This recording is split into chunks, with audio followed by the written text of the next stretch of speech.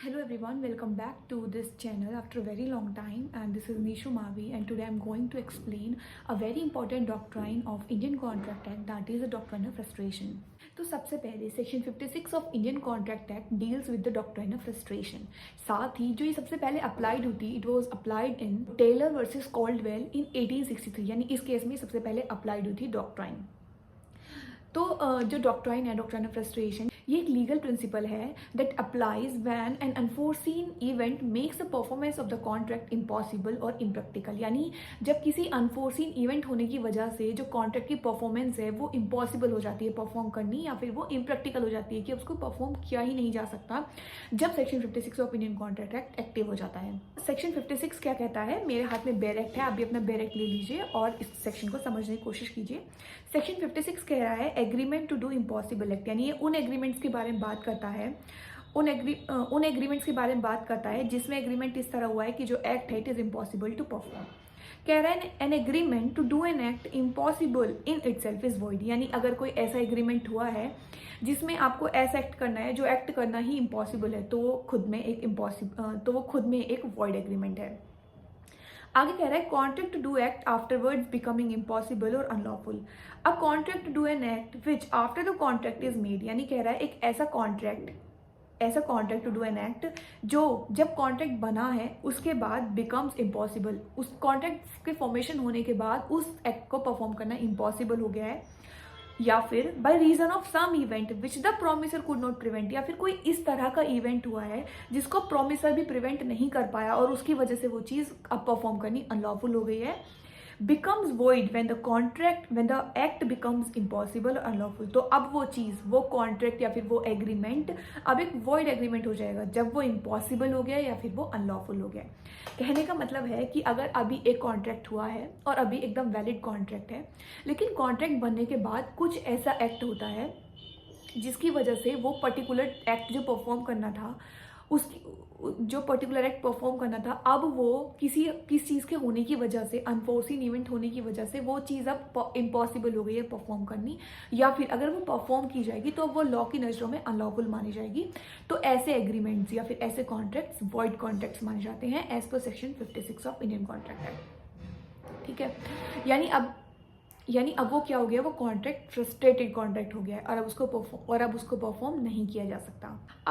अगर हम इसके कुछ की पॉइंट्स देखें कि इसमें क्या क्या की पॉइंट्स आ सकते हैं, तो सबसे पहले impossibility to perform the contract, यानी सबसे पहले जब कॉन्ट्रैक्ट फॉर्म हुआ है और इस डॉक्ट्राइन को अप्लाई करना है तो हमें ये देखना पड़ेगा कि क्या वो पर्टिकुलर चीज़ इज इम्पॉसिबल टू परफॉर्म, यानी अभी अगर कोई एग्रीमेंट हुआ है किसी चीज़ के लिए तो क्या वो अब इम्पॉसिबल हो गया परफॉर्म करना। अगर इम्पॉसिबल हो गया है तो हाँ, डॉक्ट्राइन ऑफ फ्रस्ट्रेशन उस पर अप्लाई होगी।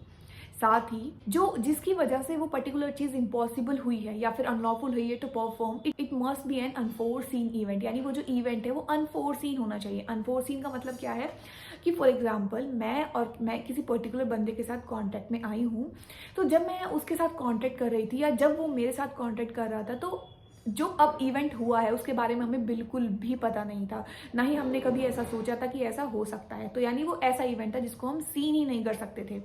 और तो कहने का मतलब है कि जब कॉन्ट्रैक्ट को आपको फ्रस्ट्रेट करना हो तो जो उसमें इवेंट हुआ है it must be an unforeseen event. And third की पॉइंट इज ऑटोमेटिक टर्मिनेशन, यानी जब कोई अनफोर्सीन इवेंट हो गया है तो अब जो कॉन्ट्रैक्ट है उसका टर्मिनेशन ऑटोमेटिकली हो जाएगा, यानी पार्टीज को कोई ऐसा एग्रीमेंट करने की जरूरत नहीं है कि अब हम इसको टर्मिनेट कर दें। जैसे ही अनफोर्सीन इवेंट अगर होता है तो क्योंकि उसका जो मेन ऑब्जेक्ट था वही खत्म हो गया कॉन्ट्रैक्ट का, जिसके बेस पे कॉन्ट्रैक्ट बना था, तो अब जो कॉन्ट्रैक्ट है वो खुद ब खुद टर्मिनेट हो जाएगा और किसी भी पार्टी को आगे से इसको टर्मिनेट करने को कहने की जरूरत नहीं है। अगर हम कुछ कंडीशंस देखें कि कब डॉक्ट्राइन ऑफ फ्रस्ट्रेशन अप्लाई होती है, तो सबसे पहली बात, there must be a valid contract, यानी जब कॉन्ट्रैक्ट बना हो तो वो कॉन्ट्रैक्ट अपने आप में एक वैलिड कॉन्ट्रैक्ट होना चाहिए। साथ ही event causing frustration must occur after the formation of the contract, यानी जब जो इवेंट हुआ है, जो अनफोर्सीन इवेंट हुआ है, वो कॉन्ट्रैक्ट बनने के बाद हुआ होना होना चाहिए, और अगर वो पहले होता है तो ये डॉक्ट्रिनल फ्रस्ट्रेशन इस पर अप्लाई नहीं होगी।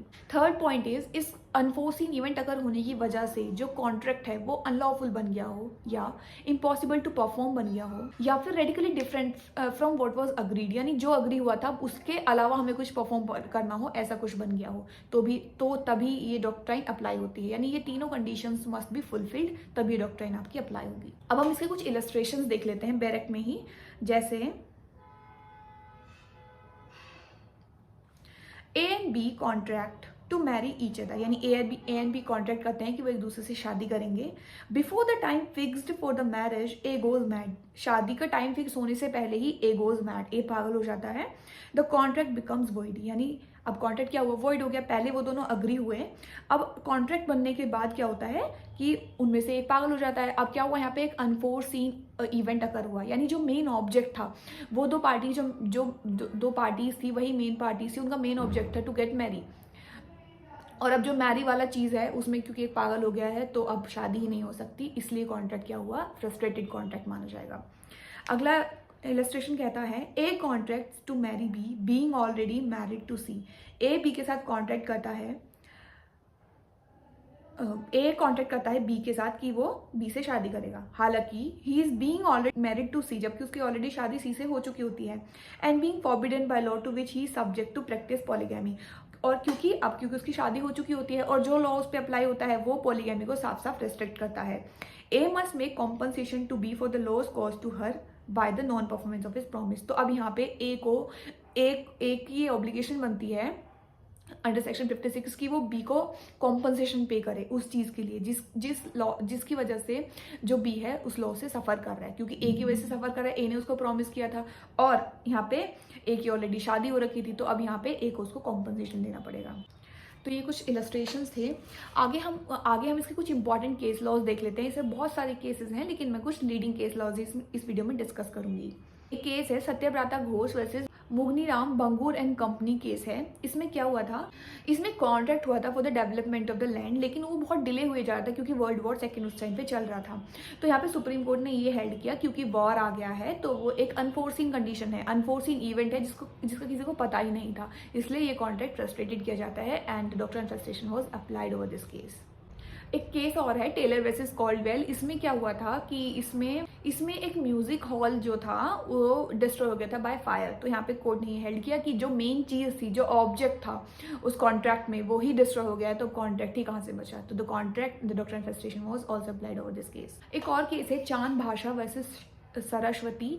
इस केस में क्या हुआ था कि एक रूम को रेंट पे दिया गया था, और वो रूम इसलिए रेंट पे लिया गया था मेनली कि वहाँ से खड़े होकर जिसने रेंट पे लिया था वो किंग का कोरोनेशन देख सकें। लेकिन क्या हुआ, जो किंग का कोरोनेशन था वो ही पोस्टपोन हो गया। तो अब उस पार्टी ने केस किया कि भाई मेरा तो पैसा वेस्ट किया है। तो कोर्ट ने यह हेल्ड किया कि क्योंकि जो मेन ऑब्जेक्ट था, जो कोरोनेशन ऑफ द किंग था, वही डिस्ट्रॉय हो गया है। Court held that contract was frustrated as the main purpose of the contract could no longer be fulfilled. तो ये हो गया डॉक्ट्रिनल फ्रस्ट्रेशन कंप्लीट। ठीक है, अब हम कुछ इसके एक्सेप्शंस देख लेते हैं कि कहाँ कहाँ डॉक्ट्रिनल फ्रस्ट्रेशन अप्लाई नहीं होती। तो सबसे पहले सेल्फ इंड्यूस्ड फ्रस्ट्रेशन, यानी ऐसा जो फ्रस्ट्रेशन हुआ है कॉन्ट्रैक्ट का वो सेल्फ इंड्यूस्ड ना हो, यानी जो पार्टीज हैं उनमें से किसी ने फ्रस्ट्रेशन किया हो, तो ऐसा अगर ऐसा होता है तो डॉक्ट्रिनल फ्रस्ट्रेशन वहाँ पर अप्लाई नहीं होती। साथ ही फोरसीन या फोर्सेबल इवेंट्स, यानी जो इवेंट्स है वो ऐसे हैं कि जब पार्टीज कॉन्ट्रैक्ट में आ रही थी तो वो उसको ईजीली प्रिडिक्ट कर पा रही थी कि हाँ ऐसा हो सकता है। तो अगर ऐसा होता है, फोरसीन या फोरसीएबल इवेंट होते हैं, तो यहाँ पर भी डॉक्ट्रिनल फ्रस्ट्रेशन अप्लाई नहीं होती। आई होप कि आप लोगों को समझ में आया हो that what the doctrinal frustration actually is, and if you like the video don't forget to press the like button, subscribe to my channel. Thank you so much.